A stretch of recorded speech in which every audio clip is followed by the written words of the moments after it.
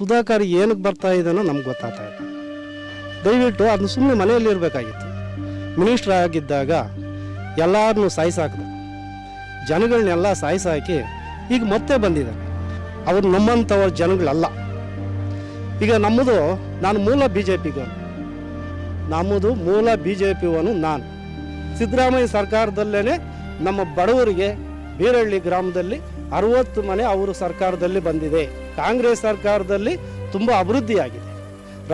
ರಾಮಯ್ಯನವರು ಬಂದಿರೋದು ಅವರು ಯೂತ್, ಅವರು ಇತಿಹಾಸ ಇದೆ ಅವರಿಗೆ.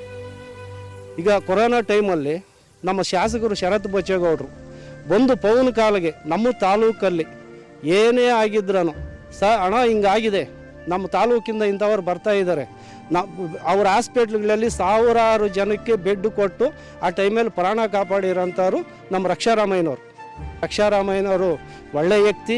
1-1.5 ಲಕ್ಷ ಲೀಡಲ್ಲಿ ಅವ್ರು ಗೆದ್ದೇ ಗೆಲ್ತಾರೆ.